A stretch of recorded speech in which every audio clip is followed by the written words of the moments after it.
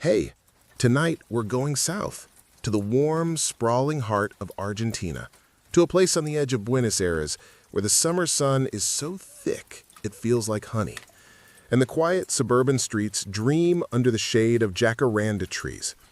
Imagine a neighborhood called Acasuso. It's a place of clipped lawns and quiet Sunday afternoons, a place where the biggest sound is usually a distant lawnmower or the gentle clink of ice in a glass of lemonade. Now, imagine standing on one of those quiet streets, on a hot Friday in January. The air is still, the world feels slow, sleepy. But listen closer. Past the hum of the air conditioners, past the whisper of the leaves, maybe you can hear a faint, rhythmic scraping, a sound coming from somewhere deep beneath the pavement, a secret the street is trying to keep. Somewhere in a small, unassuming house nearby, a man named Fernando Araujo is looking at a drawing. He's not a gangster. He's an artist, a martial arts instructor, a man who thinks in colors and angles, not in threats. But the masterpiece he's designing tonight isn't for a gallery wall. It's for the vault of the Banco Rio. And he's about to create something that Argentina will never, ever forget. It was a plan that required a strange and beautiful kind of patience, the kind that most people lose before they even grow up. So, before we begin, take a moment to settle in. Let your screen grow dim. Let the weight of the day fall away from your shoulders. Find that comfortable spot, and let's drift into the heart of this story, together. The workshop smells of cannabis smoke, oil, and old ideas. A slow-moving fan pushes the thick, warm air around, making sketches pinned to the wall tremble like nervous little ghosts. Fernando stands by a window, looking out not at the street, but at the idea of the street. In his mind, it's not made of asphalt and concrete. It's a grid of possibilities, a map of weaknesses. Buenos Aires, the great capital, hums in the distance. A city of passion, of tango, of noise and life. But here, in Acasuso, life moves at a different pace. It's the kind of place people move to when they're tired of the city's sharp edges. It's a place built on comfort, on the belief that things are safe, that the world beneath your feet is solid. Fernando knows better. Nothing is solid. Everything has a hollow space inside it, if you just know where to look. He's in his late 30s. He's grown tired of the world's ordinary offerings. He's taught man how to fight, painted canvases that no one truly understood, and searched for a form of art that was real. Not something you hang on a wall, but something you live inside of. An experience. A perfect, fleeting moment of impossible grace. The air in the workshop holds the pressure of this idea. It's not a violent idea. It's a quiet, beautiful, and deeply illegal one. A heist as a piece of conceptual art. Behind him, the door opens without a sound. A man named Rubén Alberto de la Torre steps in. He is older, practical, a man of engines and tools, of physics and common sense. He's the kind of man who can fix anything, but he's never tried to fix an idea before. The water levels are low, he says, his voice a quiet rumble. The storm drains are clear. We have a window. Fernando turns from the window. He doesn't smile. He doesn't need to. His eyes are alive with the plan. The universe is polite. It's giving us a sign. Later that night, others arrive. They are not a gang. They are a collection of quiet dissatisfactions. There is a doctor, a mechanic, an engineer. And then there is the man who will become the face of the performance, Luis Mario Vitete Sellanes. He is from Uruguay. He has a calm, almost theatrical confidence. He carries himself like a man who understands that all of life is a negotiation, and he is very, very good at negotiating. They gather around a simple wooden table. They don't shout, they don't swagger. They speak in low, measured tones. They are not planning a smash and grab. They are choreographing a ballet. They discuss the sewer system, the exact thickness of the vault's floor, the average response time of the local police. They talk about the security guards not as obstacles, but as characters in their play. What are their names? Do they have families? Do they look tired on Fridays? This was Fernando Araujo's vision. A crime without victims. A robbery where the only thing stolen is money, and the only thing left behind is a story. He was the architect of a plan born from a deep boredom with the world and a deeper love for its hidden patterns. The conversation is calm, technical. One of the men, a younger one, we'll call it Sebastián, seems nervous. His hands tremble slightly as he holds a cup of coffee. What if someone has a heart attack? What if there's a hero who tries to fight back? Vitete looks at him. His eyes are calm, reassuring. There are no heroes in banks, only people who want to go home. And our job is to make them feel that going home is the safest, easiest thing to do. We will be the calmest people in that room. And because we are calm, they will be calm. There is a pause. The gentle hum of the fan fills the silence. This is not the language of thieves. It is the language of psychologists, of artists. After the meeting, Fernando walks to a small, cluttered room in the back. This is where he paints. But tonight, he isn't painting on canvas. He has a large blueprint of the city's drainage system spread across the floor. He kneels beside it, tracing the lines with his finger. From this storm drain to this junction, under the street, and then up, into the heart of the bank. It is a journey of 17 meters. 17 meters of darkness, of damp earth, of slow, patient work. He closes his eyes. He can already feel it. The cool, damp air of the tunnel, the muffled sound of the world above, the slow, rhythmic scraping of shovels. For months, this will be their secret world, their underground studio. He thinks he hears a car slow down on the street outside. He glances through the blinds. A police car, cruising by, slow and uninterested. It doesn't stop. But Fernando knows they are being watched, not by the police, by the universe, by the immense weight of the ordinary world. When you plan something like this, you create a tiny wrinkle in the fabric of reality, and you can feel everything pulling at it, trying to smooth it back out. He sits there, on the floor, for a long time. The city begins to quiet down. The last of the late-night buses hisses to a stop. A dog barks somewhere, then falls silent. Fernando's phone buzzes, a message from a number he doesn't have saved. It just says, "The ground is soft." He deletes it without replying. The entrance to their other world is under a heavy, circular manhole cover on a quiet side street. The kind of thing 1,000 people walk over every day without a single thought. For Fernando's team, it is a door. At just after midnight, they arrive, one by one, not as a group, but as single shadows detaching from the darkness. The air that rises from the opening is cool and thick. It smells of wet concrete and 100 years of rain. This is the city's belly, its forgotten plumbing, and for the next few months, it will be their sanctuary. The men from the meeting are there, and now a few new faces, specialists. A man who knows how to brace a tunnel so it doesn't collapse. Another who understands electronics, how to gently bypass the silent alarms that listen for vibrations in the earth. Fernando listens more than he speaks. The words drift around him in the dark. Holiday weekend. Friday. Fewer staff.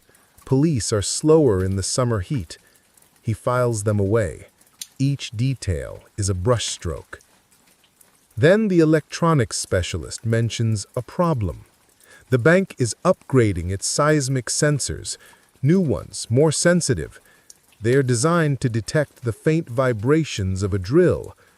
Fernando interrupts. His voice is quiet, but it cuts through the humid air. Where are the sensors? The man blinks in the beam of a flashlight. On the walls of the vault, standard procedure. Not the floor? Fernando asks. The man shakes his head. The floor is 3 feet of reinforced concrete. Nobody goes through the floor. It's too slow, too loud. A slow smile spreads across Fernando's face in the dark. Good, he says. They're not looking for artists. They're looking for carpenters. He turns and begins to climb out of the manhole.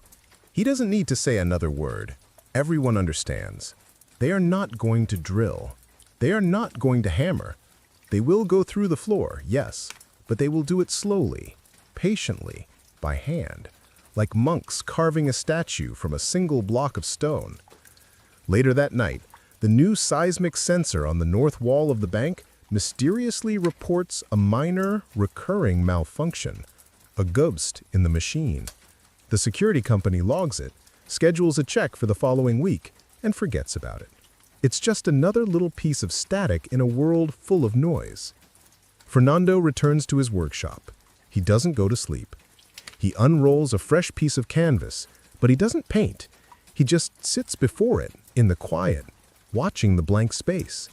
He is imagining the story that will one day be told about this. He wants it to be a good one, a gentle one, a story perfect for a quiet, sleepy night. The summer sun in Acasuso is a lazy, patient thing. It warms the sidewalks, makes the air shimmer above the asphalt, and encourages a city to slow down. But in the cool, damp darkness beneath the streets, a different kind of patience is at work. A group of men are quietly, methodically changing the map of the world, one shovelful of earth at a time. Imagine them down there, their faces lit by the soft, steady glow of headlamps. The only sounds are the scrape of metal on dirt, the soft thud of earth being loaded into buckets, and their own steady breathing. The air is thick with the smell of wet soil. They speak in whispers, or not at all. They are not just digging a tunnel. They are carving a secret path through the heart of the ordinary world. This is the slow, painstaking work that no one ever sees. This is the foundation of the masterpiece. One of them, the young one, Sebastian, sometimes stops and just listens. He can hear the world above them, the faint rumble of a passing truck, the muffled laughter of children playing in a nearby park. It feels like listening to a dream. He knows that this tunnel is the point of no return. The story of his life will now have 2 parts, before the tunnel and after the tunnel. The signal comes on a Friday morning, January 13th, 2006. A simple text message sent to 5 different burner phones at the exact same time. It just says, "The sky is clear." It's a message about the weather and about everything else. At that same moment, in a high-rise apartment overlooking the city, a woman named Alicia is trying to call her husband. He's a lawyer. He was supposed to be in a meeting, but he hasn't answered his phone for hours. She thinks about calling his office, then decides not to. He's probably just busy. Later, she will learn that his car was one of several used to create a series of small, confusing traffic incidents across the city. Minor fender benders, arguments in the street, nothing serious. Just enough to draw a few police cars away from their usual routes. Enough to create a few ripples of distraction in the city's calm pond. Fernando Araujo already knows this. He is not in the tunnel. He is sitting in a small, nondescript car parked 2 blocks away from the bank. He is watching. Not because he needs to, but because an artist should always watch his work as it comes to life. Beside him in the car is the engineer, Ruben. He lights a cigarette, the smoke curling towards the cracked vinyl of the dashboard. "You sure today is the day?" he asks, his voice a low rumble. Fernando nods, his eyes fixed on the entrance of the Banco Rio. "It's Friday the 13th, he says softly. "People are already expecting things to be a little strange. We're just giving them a better story." "Bold," Ruben mutters. "Or crazy." Fernando shrugs, a slight, almost imperceptible movement. "Sometimes," he says, "they are the same thing." There's a long pause. The only sound is the gentle tick of the car's engine and the distant city hum. Then Fernando speaks again, his voice even quieter. "They put a new camera on the corner of the street last week, a wide-angle one." Ruben turns his head slowly. "You think we're being watched?" Fernando nods, his eyes fixed on the entrance of the Banco Rio. "I know we are, but they are watching for the wrong thing. They are watching for aggression, for speed, for noise. We will give them none of that." Most people imagine a bank heist is about force, about breaking things. But Fernando wasn't a breaker. He was a student of systems. He knew that every fortress, no matter how strong, has a rhythm, a pulse.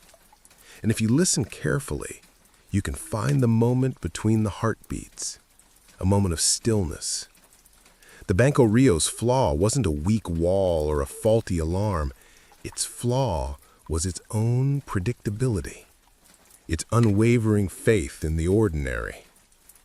But Fernando had to contend with a different kind of variable, the human one. Inside the bank, there was a manager, a man named Senor Vargas. Not the head of security, just a mid-level manager. But he was ambitious, and he was a worrier. He had a habit of doing unscheduled checks of the vault, of walking the floors at odd times. He was a small, unpredictable piece in a very predictable machine.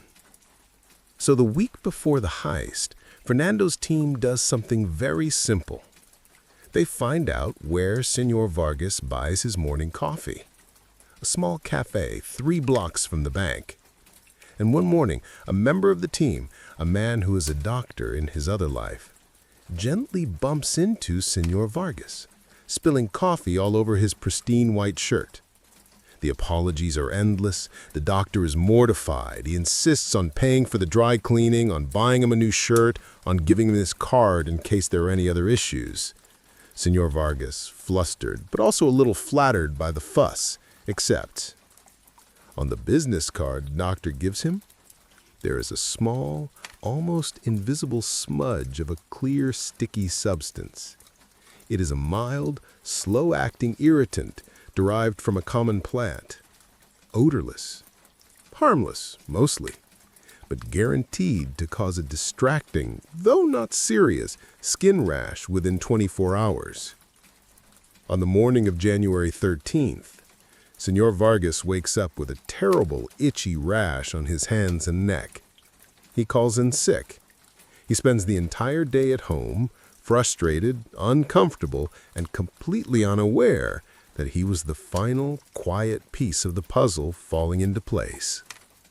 Meanwhile, Fernando returns to his quiet ritual. The workshop, the window, the unlit canvas. Tonight, he is not alone. Sebastian, the young, nervous one, is with him. He's watching Fernando, as if trying to understand what holds him together. "You're not nervous," Sebastian says. "It's not a question." He considers this. "No," he says finally, "I'm not. Nerves are for people who are unsure of the story.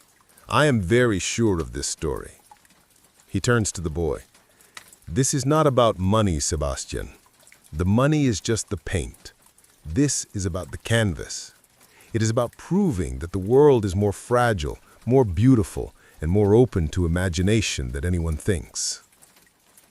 Down below, the city continues its slow, steady rhythm. And Fernando He listens. He listens for the tiny, almost inaudible sounds that tell him when something is off. But tonight, everything is in tune. He hears the distant rhythmic thump, thump, thump of a jackhammer miles away. Construction. He hears the soft hiss of tires on a street still damp from a morning cleaning. And then, at exactly 1 p.m., his phone buzzes once. A new message. The audience is seated. He stares out at the quiet suburban day. This is not about crime anymore. It's about art. The kind that doesn't hang in a museum. The kind that quietly rearranges the world and then disappears. He slips the phone into his pocket and walks down the stairs. Slower now, each step deliberate. By the time he reaches the alley behind the building, Ruben is already waiting in the car. Ready to go to the theater? Ruben asks. Fernando doesn't answer right away. He glances at the sunlight filtering through the leaves of a nearby tree, then back at the dusty workshop window. No, he says, the theater is coming to us. The main floor of the Banco Rio is cool and quiet. The air conditioning hums a steady, monotonous tune. The marble floors gleam under the fluorescent lights. People stand in neat lines, waiting. Tellers count out cash with practiced rhythmic snaps. It is a cathedral of the ordinary, a place where everything is predictable.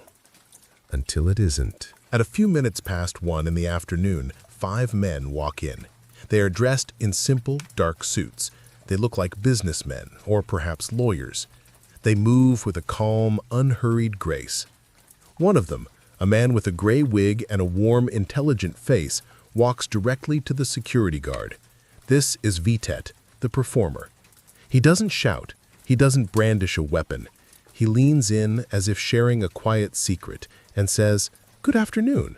We are here to rob the bank. Please do not be alarmed. If everyone remains calm, nobody will be harmed." His voice is so reasonable, so polite, that the guard blinks, confused for a moment, as if he is misheard. The other men move through the bank, their movements fluid and coordinated. They are not threatening, they're guiding. They politely ask the 24 customers and employees to move to one side of the room. "Please, ladies and gentlemen, if you would be so kind as to have a seat on the floor. Thank you so much for your cooperation." One of them holds a gun, but even the way he holds it is strange. It's not pointed aggressively, it's held loosely, almost like a prop. Which, of course, it is. All of their weapons are detailed, realistic toys. They are part of the costume, part of the performance. The people in the bank are stunned into a strange, quiet compliance.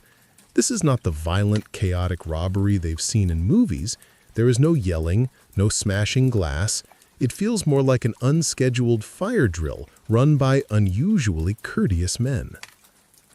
While this quiet drama unfolds on the main floor, something else is happening deep in the heart of the bank.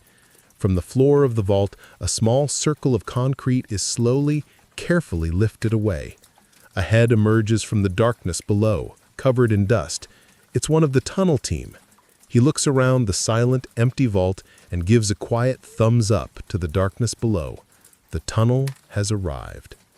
Back upstairs, Vitet is in his element. He moves among the hostages, his voice a soothing murmur. He explains that the police will be arriving soon, that things might seem tense, but that he and his colleagues have everything under control. He is a doctor explaining a complicated but routine procedure. An older woman starts to cry softly. Vitet walks over to her, kneels down, and offers her a bottle of water he has taken from a teller's desk. "There is nothing to fear, madame," he says gently. "Think of this as a very unusual day, a story you will tell your grandchildren. In a few hours, you will be home perfectly safe." Hours begin to pass. The police have, of course, surrounded the bank. News crews have arrived. The street outside is a chaotic scene of flashing lights and yellow tape. A police negotiator calls the bank's phone line. Vitet answers, his voice perfectly calm. He negotiates. He asks for food and water for the hostages. He discusses release terms. He is buying time, but he is also doing something more. He is creating a performance for the police, for the media. He is making them believe that the entire story is happening right here on this floor. He is making them look at the stage so they don't see what's happening backstage. Down in the vault, the real work is being done. The team from the tunnel moves with silent efficiency. They are not interested in the cash in the tills upstairs. Their target is the vault's safe deposit boxes, hundreds of them. They use drills and specialized tools, the sounds of their work completely muffled by the thick concrete walls. They are like quiet, methodical librarians accessing a very special collection. Back on the main floor, something truly strange happens. One of the hostages, a woman named Estela, mentions that it's her birthday. When Vitate hears this, he smiles. He asks the other hostages to join him, and in the middle of a multi-million-dollar bank robbery, the robbers and the hostages sing a quiet, slightly surreal version of Happy Birthday to Estela. They even find a small cake in the employee break room. It is a moment of such profound absurdity, of such gentle human strangeness, that it will become the defining image of the entire heist. As the afternoon turns into evening, the robbers upstairs begin to pack their bags. They take a few $1,000,000 from the bank's own cash reserves, just enough to make the upstairs robbery seem real. Then, one by one, they disappear. Not out the front door or the back. They go down into a small office and through a hole that has been cut in the floor leading to the basement. From there, they join the others in the vault. The police negotiator calls again. This time, there is no answer. He calls again. Silence. Outside, the tension rises. The police, believing the robbers have stopped communicating, prepare to storm the bank. But inside, there is no one left to storm. The last of the team, carrying bags heavy with cash, jewelry, and documents from 147 safe deposit boxes, are making their way back into the tunnel. Fernando is with them. He is the last one to leave the vault. Before he descends into the darkness, he places a small, neatly folded piece of paper on top of an empty safe deposit box. A final flourish, a signature on his work of art. They moved back through the 17 meters of darkness they so patiently carved. They left behind the toy guns, the gray wig, the empty water bottles. They left behind the entire performance. When they emerge from the manhole cover a block and a half away, they are no longer polite bank robbers. They are just men in dusty clothes who quietly load bags into the back of a waiting van and drive away, melting back into the vast, sleepy suburbs of Buenos Aires. The sun begins to set over Acasuso. The police, after one final, unanswered call, make their move. A heavily armed tactical team storms through the front doors of the Banco Rio. They find the lights on, the air still. They find 24 hostages sitting on the floor, blinking in confusion. They are shaken, but completely unharmed. The police sweep through the building, room by room. The tension is high. They expect a confrontation at any moment, but they find nothing. No robbers. No signs of a violent struggle. It's as if the thieves simply vanished. Then they find the vault, and they begin to understand. They see the gaping hole in the floor, a dark, earthy mouth leading down into the secret heart of the city. They see the hundreds of safe deposit boxes pried open and empty, and on top of one of them, they see the note. Imagine the lead detective, a man who has seen everything, picking up that small piece of paper. The handwriting is neat, almost elegant. He reads the words, and a slow, grudging sense of disbelief washes over him.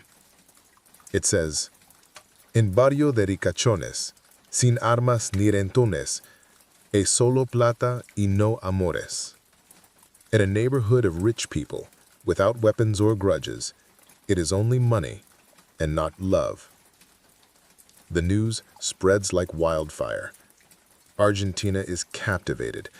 The story of the Robo del Siglo, the robbery of the century, is on every television, on the front page of every newspaper. People are not just shocked, they are fascinated. They are charmed. The robbers were not brutal thugs. They were polite. They were clever. They sang "Happy Birthday" to a hostage. They left a philosophical, almost poetic note. They became folk heroes overnight. The polite thieves. The investigation begins, but the police have very little to go on. The robbers wore masks and wigs. They left behind no fingerprints. The hostages can only describe their calm voices and their strange, considerate behavior. The police analyze the tunnel, a marvel of amateur engineering. They are impressed, but they are no closer to finding the culprit. For weeks, the polite thieves are ghosts. They have disappeared with an estimated $20 million and a story that grows more legendary with each telling. But a masterpiece, no matter how perfectly designed, is always vulnerable to the one thing the artist cannot control: human nature.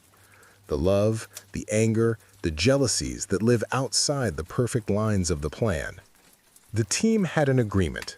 After the heist, they would lay low. They would not make any sudden, flashy purchases. They would let the money cool off for a year, maybe more, before they touched it. They would disappear back into their ordinary lives. But one of the men, a man we'll call Beto, had a wife. And their marriage was not a masterpiece. It was falling apart. A few weeks after the heist, in the middle of a bitter argument, Beto tells his wife that he is leaving her. He tells her that he has come into a lot of money and he is starting a new life. His wife, a woman named Esther, is furious. She is hurt, and she is suspicious. Where did this sudden wealth come from? She thinks back to the news, to the story everyone in Argentina is talking about: the polite robbers, the tunnel, the stolen millions. And a cold, terrible suspicion begins to form in her mind. Imagine her, sitting alone in her quiet kitchen after the argument. The television is on in the other room, still talking about the mysterious robbery. She listens to the details again. A plan that took months, a group of men, a clever escape. And she looks at her husband's expensive new watch, at the sudden confidence in his eyes, and she knows. She goes to the police. At first, they don't believe her. They think she is just a scorned wife trying to get her husband in trouble. But she gives them details, names, nicknames. She talks about late-night meetings, about her husband coming home covered in dirt, about hushed, excited conversations on the phone. The details are too specific to ignore. The police begin to watch the men she named. They tap their phones, they follow their movements, and slowly, piece by piece, the perfect, invisible work of art begins to unravel. One by one, they are arrested. Fernando Araujo, the artist, is found in his workshop. Luis Mario Vitet Sellanes, the performer, is picked up in his quiet apartment. Ruben de la Torre, the engineer, is taken from his home. The polite thieves, the ghosts who charmed a nation, are suddenly real men. In handcuffs, their faces illuminated by the flash of news cameras. The aftermath is almost as strange as the heist itself. During the trial, the men do not act like hardened criminals. They are calm, articulate. They talk about the robbery not as a violent crime to be ashamed of, but as a project, an achievement. Fernando Araujo famously calls it his conceptual masterpiece. They are, of course, found guilty. They are sentenced to prison. But even in prison, their legend continues to grow. They become celebrities. They give interviews. They write books. Vitet, the performer, even opens a jewelry store after his release, using the fame and notoriety from his past life as a marketing tool. And the money? Of the nearly $20 million stolen from the safe deposit boxes, almost none of it is ever recovered. It vanished, just like the robbers did on that hot January afternoon. Where did it go? Was it hidden away in a secret location only they know? Was it spent, laundered, or given away? It remains the final, quiet mystery of the story, the empty space on the canvas. The story of the Banco Rio Robbery is a strange and gentle one. It was a crime, yes, but it was a crime that was planned like a work of art and executed like a piece of theater. It was a story that, for a little while, made people in Argentina question what a crime could be. It was a heist with no violence, no fear, and a strange, lingering sense of wonder. And now, as we reach the end of this story, let the quietness of it settle over you. Think of those men digging patiently in the dark. Think of the calm, polite voices in the middle of a bank. Think of the surreal, gentle moment of a birthday song. Let all the sharp edges of your day begin to soften. The story is over. The money is gone. The polite thieves have become a legend, and all that is left is the quiet. Feel your body grow heavy, your mind grow still. Let the gentle hum of this story be a soft blanket tucking you in. There is nothing left to do now, nothing to figure out. Just breathe, slowly in and slowly out. Let the world and its noises fade away, leaving only this comfortable, peaceful dark. Sleep now. Let the quiet take you. Sleep well.